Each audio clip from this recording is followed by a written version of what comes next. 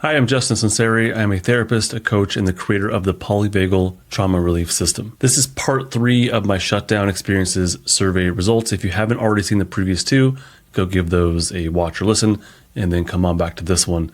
In this installment, we're going to hear from real people in shutdown, and they're going to share about the impact of shutdown on their daily lives and about what helps and what doesn't help. I hope you feel more validated from this episode, more normalized. I hope you gain some language for your experiences, and a huge thank you to the people who took my survey and provided their own words. Welcome to Suck Not Broken, where I teach you how to live with more calm, confidence, and connection without psychobabble or woo-woo. So the first question from the survey is, how often does shutdown affect your daily activities? And I provided respondents 4 options. Those are rarely, sometimes, often, and almost always. Think of shutdown as a gradient. It's not really all or nothing. It's not like someone exists purely in shutdown or purely not in shutdown. On an evolutionary level, shutdown can look like passing out and playing dead.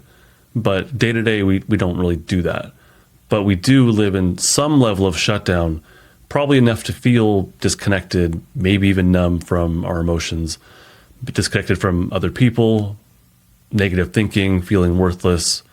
None of these polyvagal states are completely on at all times. It's more like they're gradients amongst each individual state, but then also we have all these states active at all times. To bring it back to the question, if shutdown's active enough, it's going to affect your daily life in a noticeable way, but it's going to be different per person and based on how much of shutdown, basically how far down that gradient we've gone deeper into shutdown. The least amount of respondents said rarely, and that was about 10%. And this indicates a more functional level of shutdown.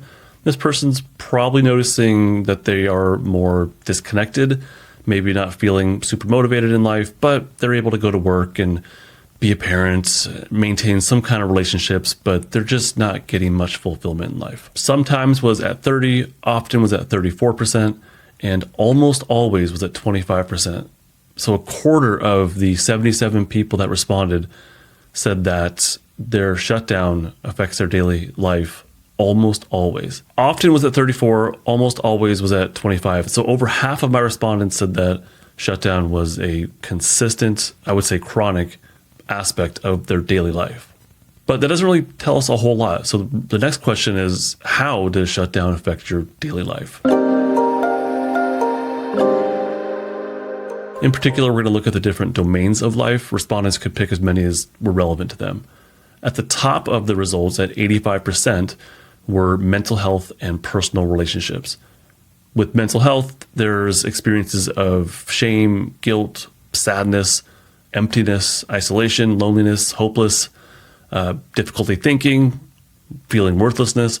All these things come along with shutdown. So yeah, if this is your day-to-day experience, this is definitely going to affect your mental health. We need connections with others. We are a social species. We have to interact with each other in order to have more fulfilling lives. Not just that, but not just like feel better, but when we interact with each other and we get safety cues, it's called co-regulation. When we get these cues of safety like smiles and eye squints and gentle touch, when we get these things, it activates our own safety system, and that improves us on a biological level. It affects our health, our growth, and our restoration, as Dr. Stephen Porges so often says. So it's not just like it feels good. We need each other on a very biological level. Shutdown is pretty much the opposite of that. All the defensive states, flight, fight, shutdown, freeze, all of these involve some level of disconnection. Shutdown might be the most disconnected, especially if it's a chronic day in, day out experience. On top of all that, shutdown also disconnects us from our bodies. We sort of exist like neck up, and we're very disconnected from our emotions, our sensations, and our impulses from the bottom up. We're more familiar with our thoughts, which are very negative. So yeah, shutdown is definitely going to affect your mental health. The other one at 85% is personal relationships. Yeah, shutdown is definitely going to affect your personal relationships, because in shutdown, you don't really want to be with anyone. You kind of want to be alone. There's this impulse or need or desire to isolate, because when you isolate, there's less stimulation. You can be alone. You can stay in bed. You can have the lights off. You don't have to interact with anyone. You don't have to have that precious little bit amount of energy that you have be sucked out of you through interactions with other people or with overstimulation. So yeah, shutdown is definitely going to affect your personal relationships. So it makes sense why mental health and personal relationships are at the top with 85% each. What can help is to actually give yourself what you need from shutdown, which is it's okay to be alone.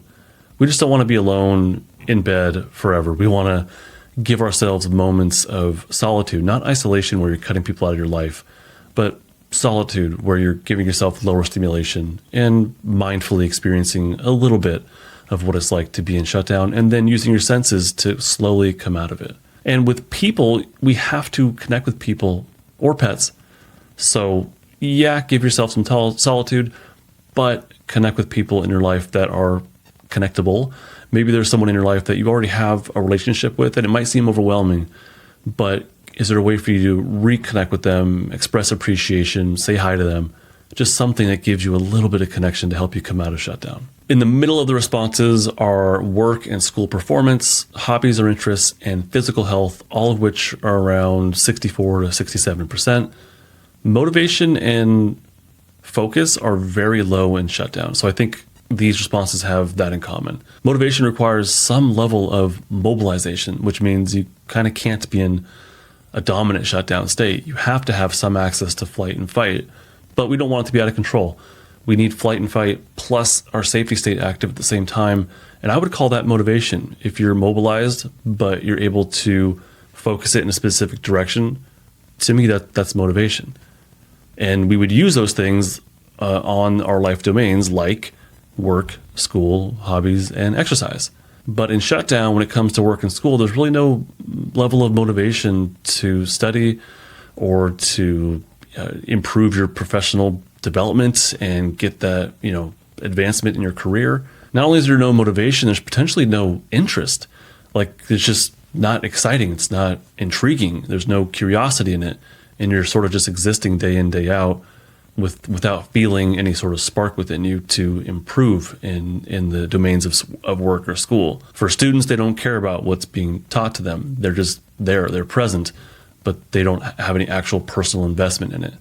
They're not seeing the point in all of this, not just students, but also in the workplace. Like, what's the point? I'm just here, I'm existing, and that's about it. And there's also no hope either, because hope requires some level of access or a good level of access to our safety state. So when you don't have hope or motivation, when you don't have interest or focus, these domains of your life are going to be really challenging. Same thing with hobbies or interests. There's no energy, there's no passion, there's no happiness, maybe even from things that used to give you pleasure. So if you don't have energy or interest, then yeah, hobbies are like, well, what's the point? Same thing with work or school. And with physical health, it's easier to not eat well when you're in shutdown. Maybe this is because of there's like no actual hunger or less actual hunger. You're simply not feeling that bottom-up experience of hunger. People might use binge eating as a way to cope with shutdown or coming out of shutdown, or the potential to come out of shutdown at least. The first thing we do when we come out of shutdown is go into fight, flight, and fight first. But that sensation of coming up the polyvagal ladder into fight can be really overwhelming when you go from a state of emptiness to all of a sudden having energy in your system, which probably feels like irritation or aggression. We tend to use that through some sort of negative coping mechanism or behavioral adaptation. And so we might turn to things like binge eating. So let's bring this back to our physical health. That's kind of how this could contribute to a more negative experience of physical health. Let's get even more specific though. I asked the respondents, can you share an example of when shutdown recently affected your daily life? I got a ton of responses. I tried my best to whittle these down, but they're really good. I think they're really great examples, and the words that people use are fantastic. So I tried my best to whittle it down. Here's the themes that came up repeatedly: canceling plans, being alone, tired, sleep, guilt, regret, feeling worse, and disconnection from others like work, friends, and partners. This is from Charlotte, who's been in shutdown for 4 to 10 years. She says, when I'm in an acute form of shutdown state, I stop moving at all for hours at a time. So I don't get anything done. not even getting a glass of water for myself, which often makes me feel guilty about not doing anything useful afterwards. This one's from Ellie, who's also in shutdown 4 to 10 years. She says, I just remember the day fading away. It was like I was on autopilot once I was able to move again, going through the bare minimum to get me to the end of the day. I ended up canceling plans with family and vaguely remember doing something for work that had to be done, but not doing the rest of my job. Even at the end of the day, when I was trying to come out of it, I wasn't fully present. Terry in shutdown from 21 to 30 years says, I was due to go away for a romantic evening with my partner. I had felt myself going into shutdown, the heavy sinking feeling and cloud around my eyes. I felt feelings of self-loathing creeping in and a desire to isolate and hide in my room, which is my safe space. I didn't fight it and instead sat with it, but it was dark and heavy. And I ended up pushing away my partner, politely and with explanation, when he offered to come hug me, and canceling our night away as I knew I needed to be by myself until my safety state was accessible again for me to let people in / close to me. He cannot understand my process despite me explaining every step of the way, and as a result, it has driven a wedge between us, which I cannot seem to bridge. Karen, in shutdown from 31 to 40 years, says the last big shutdown left me immobile in bed for 2 days, isolated in the dark. It was almost an out-of-body experience. I couldn't hold the thought, and it felt like a whole body migraine. All I could do was lie in bed and twitch. No work got done, could barely talk. I did bodily maintenance things, but that was it. And Mary, in shutdown for over 50 years, says, spending an ordinary afternoon today hanging out with my child, crafting, sharing fun TV, and I realize I have disappeared. I'm going through the motions, but I am not even aware that she's in the room with me anymore. The TV has faded to the background. I'm empty. I'm missing life, the ordinary and the extraordinary. Lizelle, in shutdown 4 to 10 years, says the most recent was in the last few weeks. My youngest daughter, who is studying for her high school diploma in performing arts, was due to return from a school trip to Euro Disney, where she had auditioned to take part in the end of season show. She was returning to where we live at approximately 1 to 2 a.m. And having already entered shutdown prior to her leaving, I did not know what day it was that I was supposed to pick her up, leaving her to make her way home alone in the early hours of the morning.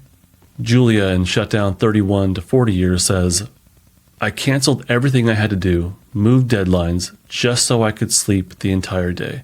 The next day, I did the same. CTO, in shutdown less than 1 year, says, this question alone is too much. Clicking boxes up until this point was manageable, but having to describe and recall, justify my own experiences takes me right back into shutdown. The next thing I asked was, how do you cope with this? What are your mechanisms for dealing with shutdown day in, day out? And these are not checkboxes. These are actual words from the people in shutdown. Just a heads up, some of these examples are really good projections of what this could look like for you moving forward into self-regulation, but some of them are on the more dysfunctional side. But I included them because I want you to have an accurate look of what shutdown and dealing with shutdown in particular can look like for real people. Nico, who's in shutdown 11 to 20 years, says, listening to shamanic music and moving my body to the music, starting slow, following the music when it gets faster, stomping my feet on the ground, crying, feeling angry, making fists, whatever my body wants to do until I suddenly feel better and lighter. It makes me smile every time I get out of dorsal vagal, through movement, back to ventral vagal. I feel hope and powerful. It feels incredibly good. I can do it, is what goes through my mind. Then I feel a lot of love towards myself and may still move to the music, holding / hugging myself. It's beautiful. My mind is calm then too. I can breathe more deeply. It feels comfortable to be in my body. So awesome example, Nico, of going from shutdown all the way to ventral. I'm assuming, well, I know and I'm assuming for Nico that this takes a lot of practice. It's not something that someone in shutdown should expect to happen right away. It's technically possible, I guess, but it's not super realistic for you if you're just starting out. This is a process of practice and building the strength of your safety state. Helene, in shutdown 11 to 30 years, says, what works best for me is to stop trying to stop it. Instead, I turn inward and ask my body what it needs/wants to do. I listen and then follow what it says. Helene's description is probably going to be more realistic for someone who's starting the process. As you build the strength of your safety state, then you can recognize what it feels like to be in shutdown. You can allow it, you can notice it, you can experience it from safety, but allowing shutdown, and then act on it. But you might just notice there's more capacity to just be okay with being in shutdown. It won't be this out of control, isolated, dysfunctional thing. Instead, it'll turn into something called stillness, which is the safety plus shutdown at the same time. That equals stillness. And stillness is just sitting in the present moment and allowing all of your experiences, including the shutdown ones. But again, not easy and probably not going to happen today if you're just starting this. But as you build the strength of your safety state, Helene's example becomes much more approachable. Charlotte in shutdown 4 to 10 years says, I seem to be able to force myself out of shutdown when I really need to, like when I'm going to work. When I'm really in acute shutdown, my go-to is hurting myself, which provides a strong enough physical sensation to snap out of it. However, this does result in me pushing down the defensive energy instead of regulating it, which means that it always catches up with me at some point. So that's definitely not something I recommend, apart from obviously not wanting anyone to be hurt, even by themselves. What recently has worked for me is giving into the need to crawl into a corner and disconnect from the world and all the external stimuli. Sometimes that's enough to ease back into my body by myself. Sometimes I need a safe other, my partner, to co-regulate with me. He doesn't consciously do anything to do that, apart from making himself available. Just being there in the room with me, sometimes checking in with me or asking a question, but more often just reading a book or doing something else that relaxes him and doesn't pressure me. Carol, who's been in shutdown for less than 1 year, says, forcing myself to exercise doesn't work, but going to AA meetings does work. That's where I feel safe and not tired at all.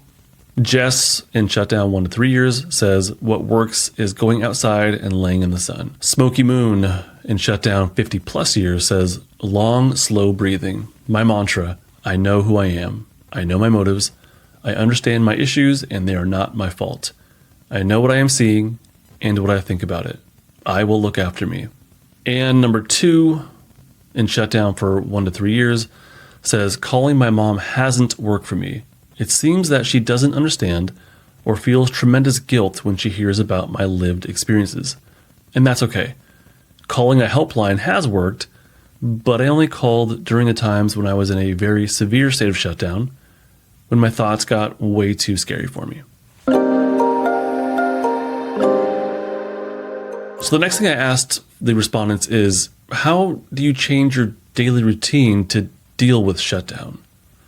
So we know the domains of what this can look like. We've had examples of how shutdown has affected them. But on a practical level, what day-to-day things are you doing differently? These are all going to be their own words. Here's some themes of what came up. Allowing shutdown with less or no judgment, connections with others that are tolerable, structure, movement. The recommendation I have for you, dear listener, is to start somewhere. Don't worry about doing all of these things, but pick maybe one that's approachable. Start there and build on that. Janie, in shutdown for 50 plus years, says, I have altered my daily routine to minimize contact with people whenever I have had the power to do so.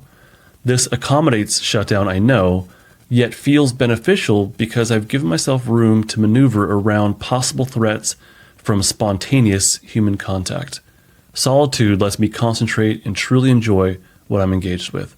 Jessica says, I think to prevent shutdown and to work to move out of it, I've had to create a very rigid life structure and specifically a very rigid exercise routine.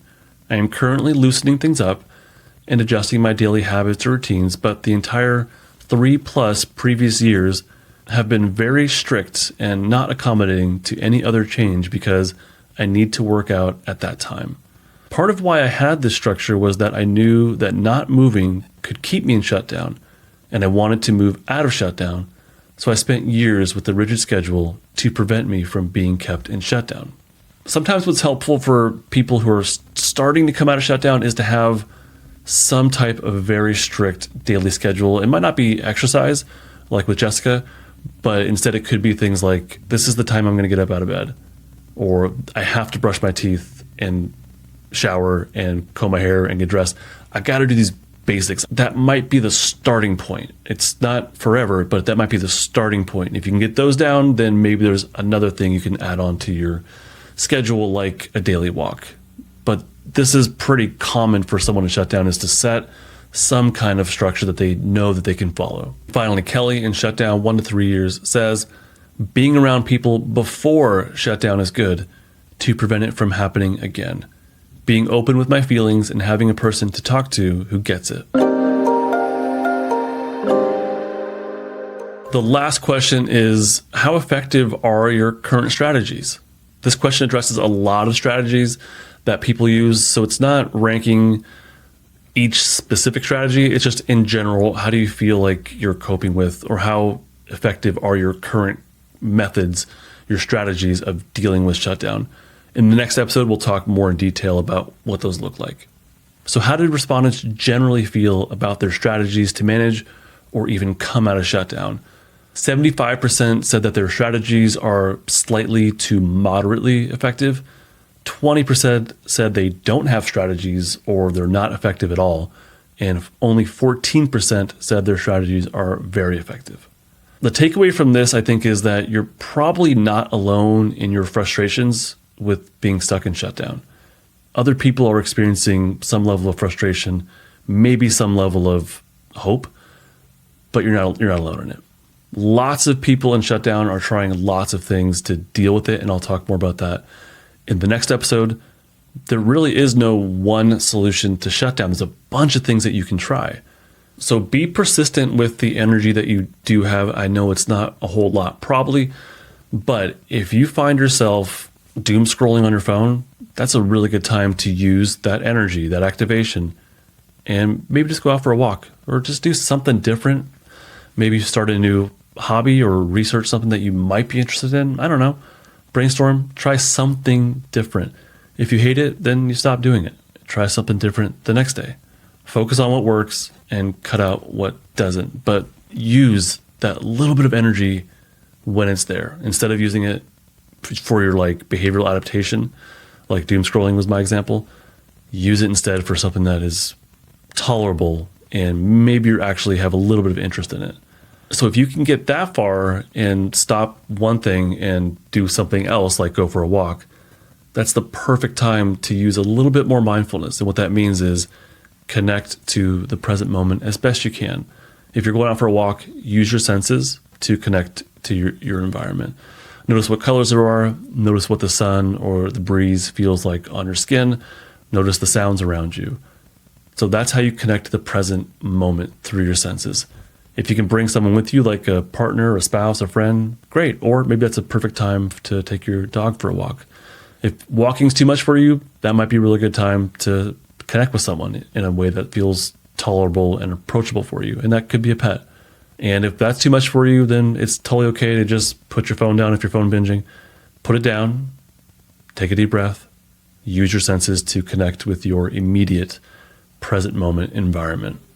What color is grabbing your attention? What sound is grabbing your attention? Take a deep breath. Tell yourself you did a good job and repeat it again later that day or the next day. But this is how you slowly come out of shutdown. Thank you so much for giving me a little bit of your time here on Stuck Not Broken. If you're ready to take that next step on coming out of shutdown, please consider joining my Stuck Not Broken Total Access membership.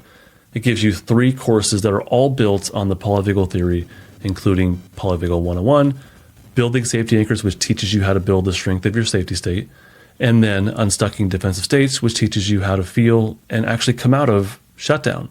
So you'll get the knowledge you need, plus access to a really small, wonderful private community. We call ourselves the Stuck Not Collective, and you'll be able to interact with me. We meet up twice a month for open Q&A.